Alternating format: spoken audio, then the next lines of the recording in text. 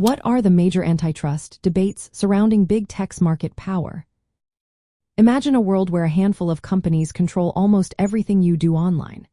Now, ask yourself if that's good for consumers, innovation, and fair competition.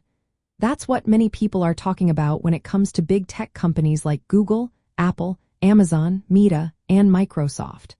These firms have grown so large that some believe they might be breaking antitrust laws designed to keep markets fair. But what exactly are the big debates?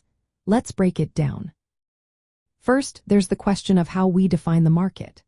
Because these companies operate across many areas like online search, shopping, social media, and digital advertising, it's hard to say where one market ends and another begins. For example, if a company dominates online search, does that mean it also controls digital advertising? Many regulators argue that dominance in one area can give a company unfair power in related markets. This high level of control can make it tough for new competitors to enter and grow, which worries those who want a level playing field. Next, people debate whether these companies are engaging in unfair practices to stay on top. Some common tactics include exclusive agreements that lock out competitors, bundling services so users are encouraged to stick with one provider, or buying potential rivals before they can challenge the dominant firm. For instance, Google's control over online advertising exchanges and its agreements with device manufacturers have been scrutinized as ways to keep competitors out. These practices can limit innovation and choice for consumers. Another point of discussion is how big tech's size impacts innovation and consumer benefits. Some argue that their scale allows them to invest heavily in new technologies like artificial intelligence, which can benefit society. Others worry that their dominance discourages smaller companies from trying to develop new ideas, leading to less innovation overall.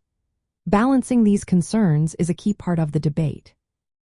Regulators and lawmakers also disagree on how to handle these issues. Some believe that breaking up large companies or forcing them to sell parts of their business could restore competition. Others prefer stricter rules and oversight to prevent anti-competitive conduct without dismantling firms.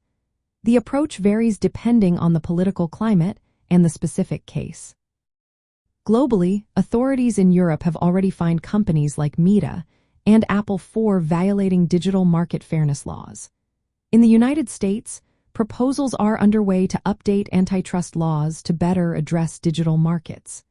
These efforts aim to clarify what behaviors are illegal and how to enforce those rules effectively.